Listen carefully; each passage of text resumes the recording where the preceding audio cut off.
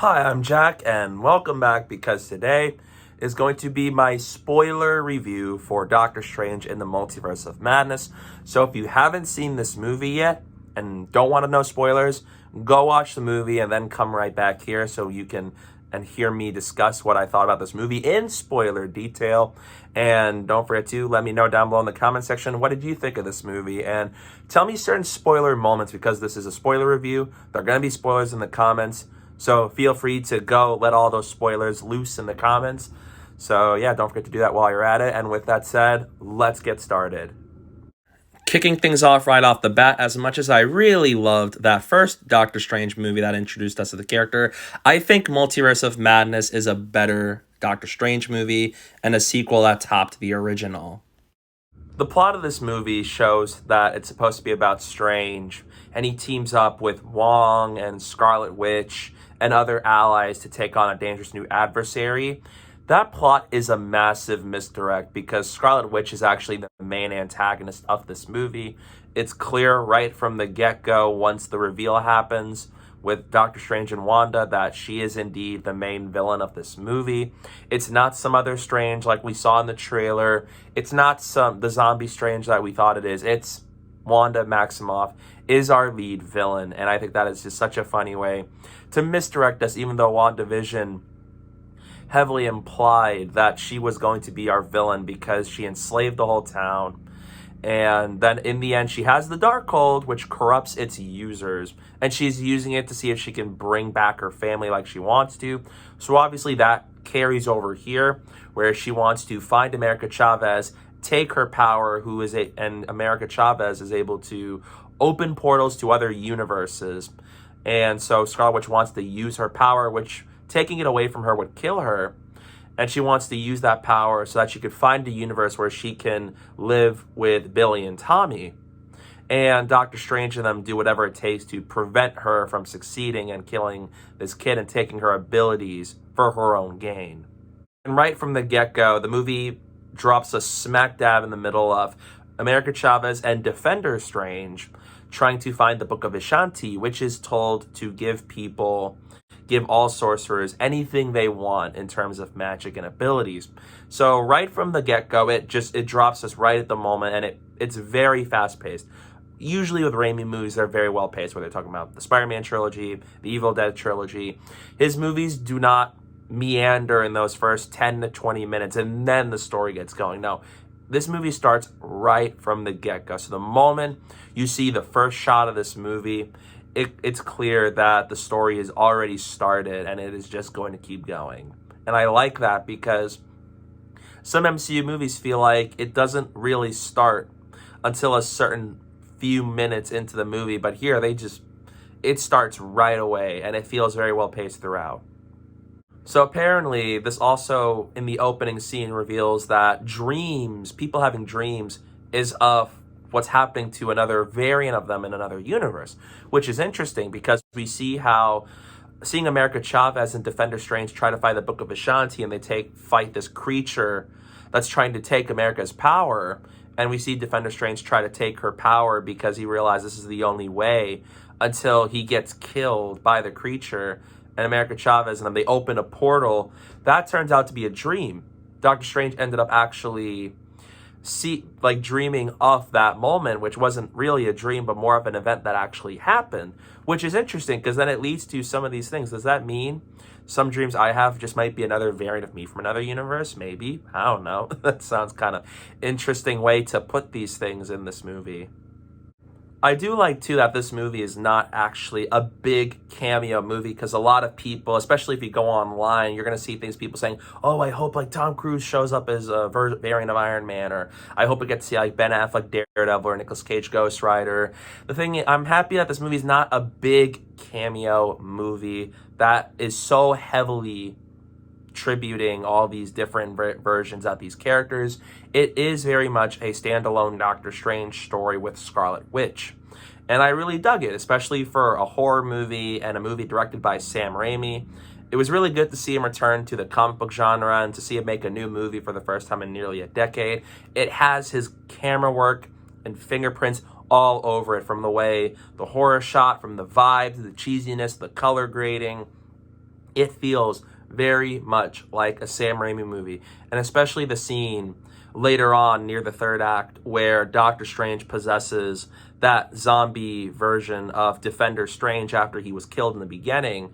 That very much reminded me of Evil Dead, and I think that is awesome. It very much feels like a Raimi movie through and through. It's probably one of the best directed MCU movies, and it's one of the best looking MCU movies to date.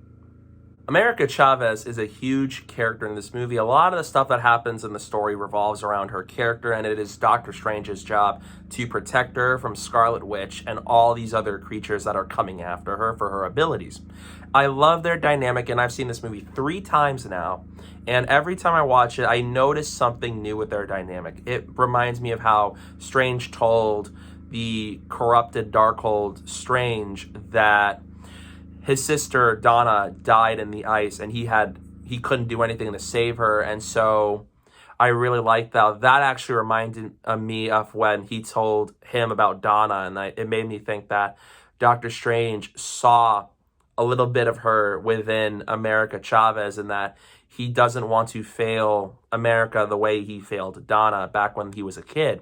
And I really like it, and how it just feels very nice to just see Doctor Strange do whatever it takes to protect somebody, even if he just met them like yesterday. And it also is a great way to continue his character arc, especially with movies like Avengers Infinity War, where he told Iron Man, "I will not hesitate to let either you and Spidey die just to protect the Time Stone." And then in No Way Home, you see him start to care more about Spider-Man, despite how they've kind of butt heads at times throughout that movie with how to handle those villains that came into their universe. And here you get to see him fully start to protect her, who's just a kid. And I really, really liked it. It just shows you like he's starting to be more caring and more like just, it's just really nice to see. I really like seeing Doctor Strange kind of grow over these movies. Like now he protects America despite not knowing her as well. And I think they have a really nice dynamic, and I've just started to like it more and more on rewatch viewings. However, I will say her character felt like a plot device. There are some character moments that have, like she had a backstory with how, her 2 moms, like she opened a portal one day and her 2 moms got sucked through the portal and we don't even know what happened to them. And then America also just went through the portal, and how we find out that, she doesn't have an actual variant of herself. She's the only version of herself in the multiverse, and how because of that she's unable to dream. And her powers are so powerful that Scarlet Witch wants her so badly. And I think it feels like she could have had a little bit more characterization. We got the backstory piece, and I love the dynamic between her and Strange, but we don't get as much characterization because it does feel like she comes off a little bit as a plot device. Not a big issue, but sometimes I feel like more characterization for her could have been needed. Chiwetel Ejiofor returns to the Marvel Cinematic Universe as Mordo, and I think I liked him for the most part. I think I really liked his fist fight with Doctor Strange, where he can't use his magic. So I like that it was a hand-to-hand combat sequence. I thought that was really clever, and I thought that was really cool to see. And I like how this Mordo is actually the Sorcerer Supreme in his world, because his Stephen Strange died fighting Thanos. And a bummer to that is the fact that we don't actually get to see our Mordo from the first Doctor Strange movie. And I feel it's been so long since that first movie that we haven't even had any news of him in so long. And I'm just like wondering, when will we ever see that version of Mordo again? Originally, I heard he was going to be in this movie, but for what they want to use him for, I'm glad that was cut, because that would have been kind of a waste. But I feel like I would have liked to have seen maybe have him in there in a capacity, because it just feels weird that after the first movie, we've had so many MCU projects and we've never seen that Mordo since. And I hope they bring him back for Doctor Strange 3, because the actor is great as a character. And I feel like I do want to just see that version come back, because it's been so long since he's ever graced the screen. This also leads to the reveal of the Illuminati, which is in the trailer, the little surprise, and they only really knew one of them.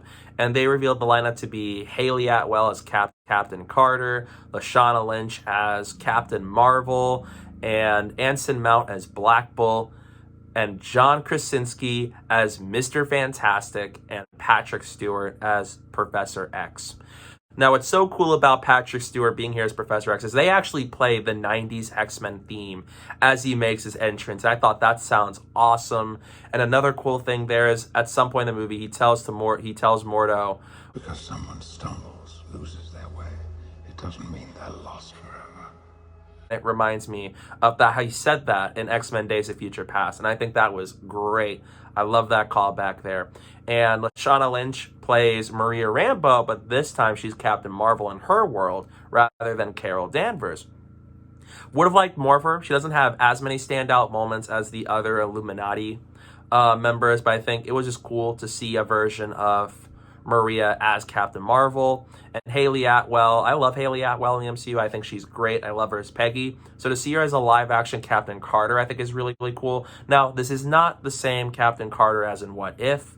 Two different versions from what I'm hearing, and that's what it looks like. So I think seeing her on the big screen was cool, especially with her, the iconic Captain America line of "I can do this all day." There's some really cool moments that have her in battle against Scarlet Witch. I think that was cool. And Anson Mount as Black Bolt, I think, was a big step up because I think I did not like the Inhumans TV show. It's not that good. I did not like that show at all. But Anson Mount as Black Bolt was one of the highlights of that series. I think he's great as his character, and they could have given him better material to work with. But here, I love that they brought him back for this movie. His suit looks awesome. And we got to see him showcase his abilities when we see what actually happened with that world, Strange. That he actually was using the Darkhold to stop Thanos, but he didn't stop there. And so they decided to kill Strange. And Strange was okay with it. At least Earth 838 Strange. And so that was really cool to finally see Black Bolt on the big screen and see the character done right. And I think just seeing Anson come back as a character, I think is awesome. And the biggest surprise of them all was John Krasinski as Reed Richards. For years, I actually would love to see, I love to see him as his character. I think he's great. I love him on The Office. And I even love what he did with the A Quiet Place sequels, well, parts 1 and 2. So I really like that we got to see him as this character years after like speculation of who might be Mr. Fantastic. So, but whether they use him in the main MCU universe is the question, but to see him actually get a shot at the character with this movie, I think is awesome. And his suit looks so good. Everybody has great suits in the Illuminati, so the fact that we got to see him there is awesome. You can argue that, yeah, he and the Illuminati were doing some kind of dumb decisions, especially with how they weren't believing Strange. They decided to go fight Scarlet Witch, not realizing how powerful she is, and they all died. Black Bolt got his mouth removed by Scarlet Witch's magic and blew his head off. That was very violent. John Krasinski, it looked like he was being turned into string cheese, and that was quite something. And Captain Carter, Wanda used the magic and threw the shield right through her, which looked like it kind of chopped her in half or something. And then Captain Marvel, Wanda drained her power, and then had a statue fall on top of her, which pretty much killed her. And then you got Professor X, which was probably one of the more horrifying moments in this movie, where they looked like he entered her mind. You saw Wanda, our Wanda, trapped under all this rubble, which symbolizes the Darkhold trapped her and has control over her. And then you see that red mist, that red cloud coming up behind him. And then Scarlet Witch comes in and just snaps his neck, killing him. That is quite dark. And there are some really horrifying moments in this movie. It's not going to be the scariest movie you've ever seen. It's not as scary as the Evil Dead trilogy. But there are some horror moments here. Some of them work actually really well. So yeah, the Illuminati came in, one of the biggest parts of the movie. They all died, tragically, against Scarlet Witch. And yeah, I hope that maybe one day in the MCU we're going to see an Illuminati in our MCU world eventually. Like I said before, Scarlet Witch is the main villain of this movie. The most controversial aspect of this movie is going to be the treatment of Scarlet Witch. It's probably going to be similar to like how people felt about Luke Skywalker in Star Wars The Last Jedi. People are going to love it. People are going to hate it. And that's how I think the general audience is going to react to Scarlet Witch. It depends on how you saw her character in WandaVision when walking into this movie. Because I am on the side of I love what they did with the character because she's possessed by the Darkhold. And you saw the end credit scene that she's clearly doing some very sinister things with that so that she can achieve what she wants to finally be with Billy and Tommy. And obviously she wasn't being herself because you knew the Darkhold had control of her. It has a knack for making people do things they wouldn't do and even do things that sound very dark. So obviously seeing her do things like, oh, I want America's power, which would kill her and all that stuff, she would obviously do something like that when under the influence of the Darkhold. And the show was setting her up to be the villain. I never saw her being the hero of this movie. I never did. And I knew for a fact that they were hiding the fact that she was going to be our antagonist. And that's how I thought I saw WandaVision. Because if you watch the show, it felt like they were setting her up to be the villain of that show. And one of the things I didn't like about the show is they completely out of left field revealed Agatha to be our main villain. And Wanda ends up being the hero and saves the day and all that. The finale, the one thing I did love about the finale was when she said goodbye to Vision. That's a great scene. We don't get enough Paul Bettany here, but he was filming a miniseries, I think, at the time, so it made sense.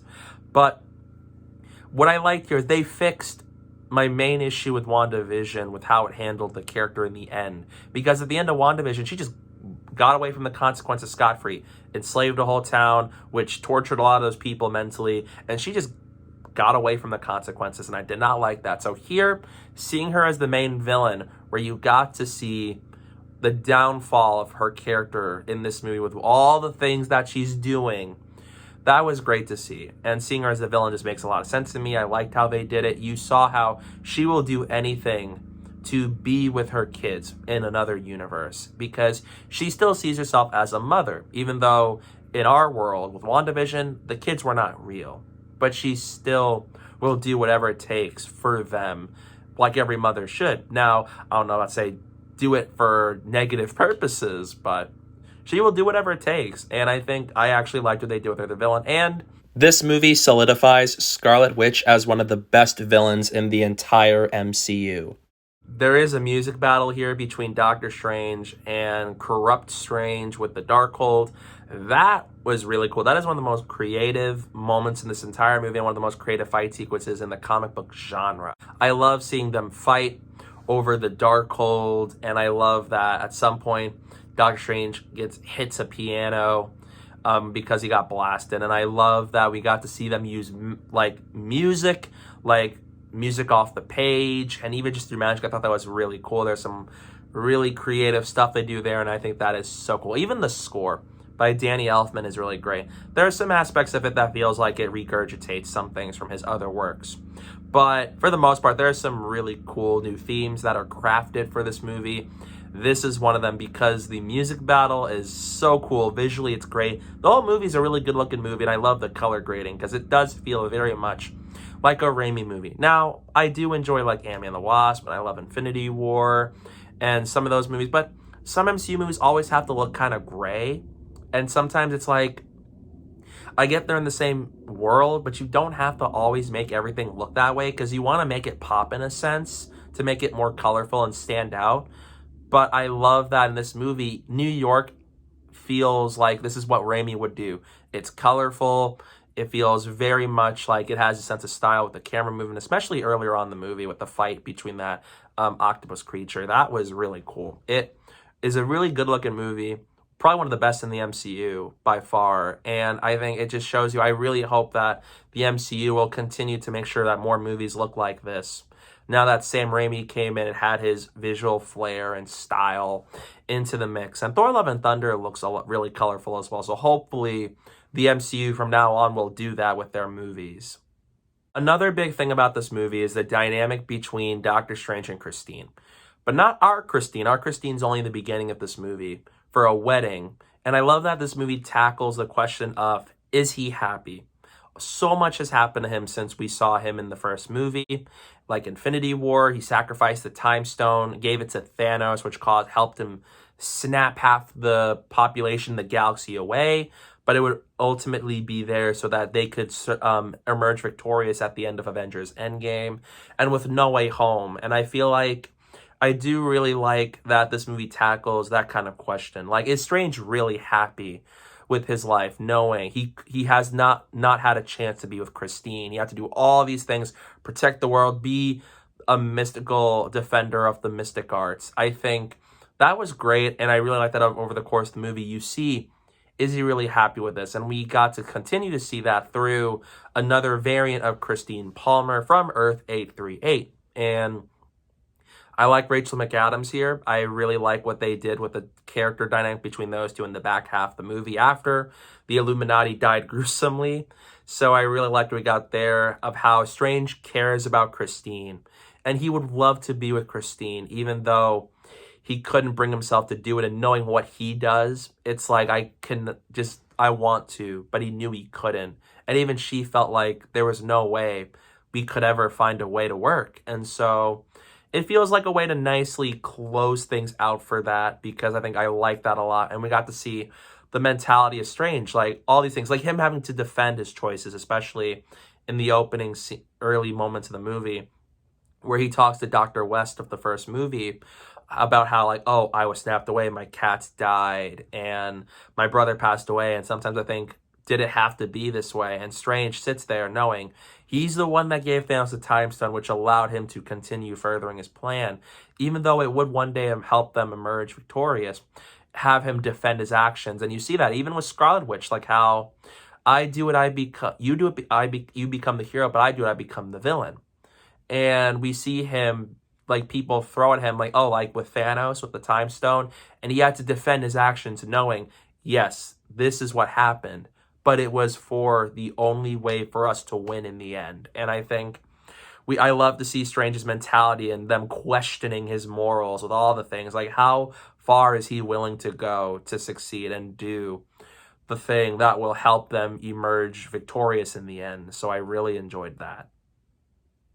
The third act, I think, is really cool. Strange uses the Darkhold and he starts dream walking, just like what Scarlet Witch did with earlier on in the movie with Earth 838. And I love that we got to see him possess Defender Strange, who was already dead. So we got to see him in a zombie form. And I think that was really cool. It reminds me very much of the Evil Dead trilogy.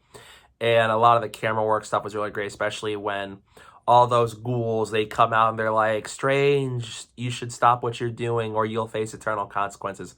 That was great. And seeing him unleash what he was able to do as a zombie, I think was so cool. And I really liked how it wrapped up the movie. Probably the best act in the entire movie. I love how they wrapped up this movie. Just seeing Strange dream walk, possess a dead version of himself, and saves Wong. Thankfully, Wong's not dead in this movie. I was so afraid for a moment. And I love that we got to see him fight Scarlet Witch, and how Scarlet Witch is like still doing whatever it takes to do what she can. And then all it took for her was for Zombie Strange Doctor Strange in that form, to save America, have her open a portal to stop and make Scarlet Witch realize what she's doing is wrong. And we got that emotional moment where Scarlet Witch was choking America in front of her kids from Earth 838. And you see that Scarlet Witch in that world come in, and she attacks her, and all those kids, they attack her, and she screams for them to stop. And you have that moment where they were terrified of her, and how it's like, you can't do this. Sure, though they are your kids, but not your kids from your world. It's like, you got to realize what you are doing is wrong. And I love that moment, because that's where she really starts to realize she's not doing the right thing. She terrorized her kids by attacking that version of herself and all of that. It's just really emotional moment, and it led her to realize she needs to stop what she's doing and to stop people from ever being tempted to use the Darkhold. She decides to destroy the temple so that nobody could ever use it again. And so it was a very emotional way to wrap up this movie for her character. And then she brings it down. We don't see her after that. It looked like the whole temple crumbled down upon her, and you see like a red explosion in a sense. And I don't think she's dead, because the thing is again, no body, no death. And she's become way too popular for them to kill off. So I feel like this will probably be the last time we're going to see her in a bit.